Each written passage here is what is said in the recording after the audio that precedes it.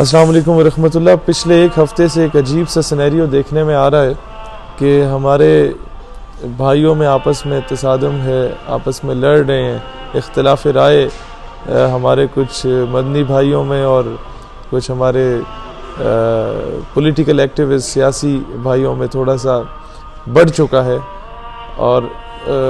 پس منظر آپ سمجھ چکے ہوں گے میں کیا کہنا چاہ رہا ہوں۔ میں سوچ رہا تھا کہ مجھے اس بات میں نہیں آنا چاہیے، لیکن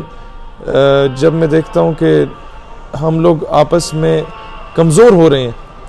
تو میں نے سمجھا کہ ابھی ہمیں بہت سخت ضرورت ہے مجھے یہ ثالثی کا کردار ادا کرنے کی۔ میں آپ کو ایک چیز انڈائریکٹلی سمجھانا چاہوں گا، جو لوگ اعتراض کر رہے ہیں ہمارے سر آنکھوں پہ کرنا بھی چاہیے جب آپ لوگوں کو اختلاف ہو، جب آپ کو نظر آئے کہ یار نہیں یہ تو وہ بات نہیں ہے جو ہم چاہتے تھے، لیکن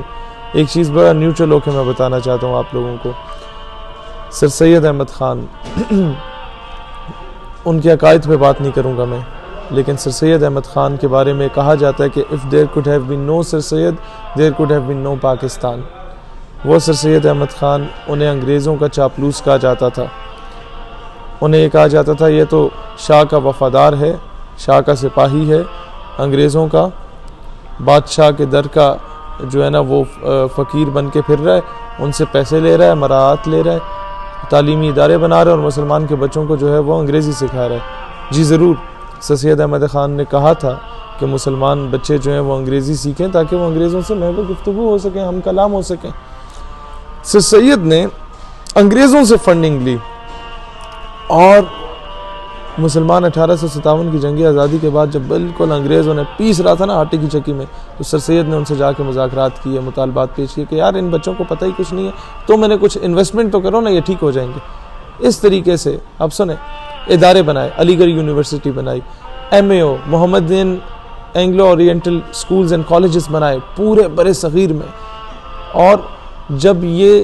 بے تحاشا تعلیمی ادارے بن گئے جن کی آج اگر دیکھا جائے تو اربوں کھربوں روپے کی مالیت پہ وہ ادارے ہوتے ہیں، یہ it's not an easy task, اور وہ بھی پیسے انگریزوں سے لینا۔ سارا کام انگریز بڑے خوش کہ ہم نے مسلمانوں کو قابو میں کر لیا، سر سید تو ہمارا ہی بندہ نکلا۔ ہوا کیا کہ جب سر سید نے دیکھا کہ یار اب انگریز ذرا سا ان کا ڈاؤن فال سٹارٹ ہوا، تو ایک موقع کی تلاش میں تھے۔ جب اردو ہندی کانٹروورسی چلی، اردو ہندی تنازعہ جب شروع ہوا، تو سر سید احمد خان نے فوراً وہ اپنی ساری تحریک سے دستبردار ہو کے انہوں نے کہا بس اب مسلمان ہندوؤں کے ساتھ نہیں رہ سکتے، اب there should be a separate homeland for the Muslims in the subcontinent۔ بر صغیر کو میں مسلمانوں کی ایک الگ ریاست ہونی چاہیے۔ سر سید اتنے میں فوت ہو جاتے ہیں، اور قائد اعظم محمد علی جناح رحمۃ اللہ علیہ جب انگلستان سے واپس انہیں بلایا جاتا ہے علامہ اقبال کی جانب سے، تو وہ اور کہیں نہیں جاتے، وہ جا کے سر سید کی بنائی ہوئی علی گڑھ یونیورسٹی میں خطاب کرتے ہیں اور نوجوانوں کو کہتے ہیں کہ پورے ہند میں پھیل جاؤ۔ کچھ لوگ کہتے ہیں کہ تمہارا، بزرگوں نے کہا جناب عجیب سا آدمی ہے، اس کے پیچھے پڑ گئے، اس کی تحریک میں شامل ہو گئے تو تمہارا 1 سال ضائع ہو جائے گا۔ لوگوں نے کہا کہ جناب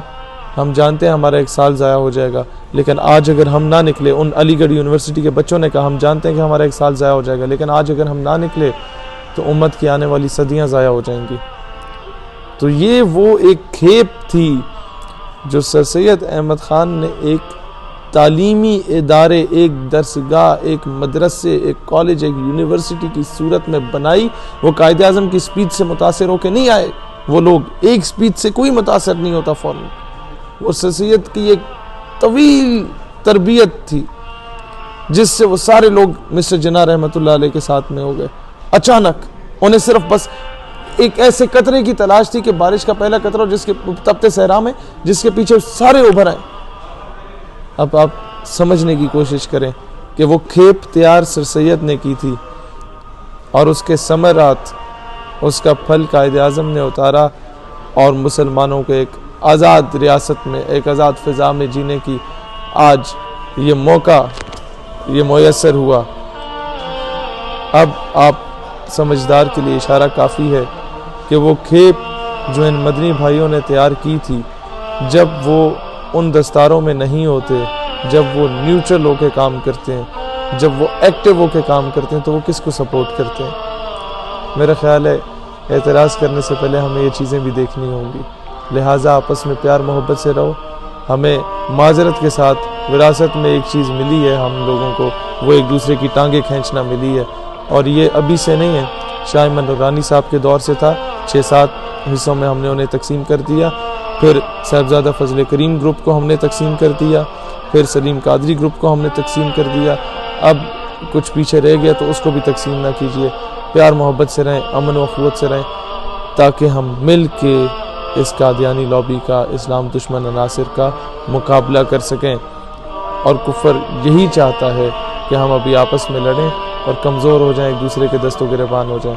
اب اتنا بڑا واقعہ سمجھایا، میرے خیال سمجھدار کے لیے اشارہ کافی ہے۔ اللہ اسلام اور پاکستان کا حامی و ناصر ہو۔ پاکستان پائندہ باد۔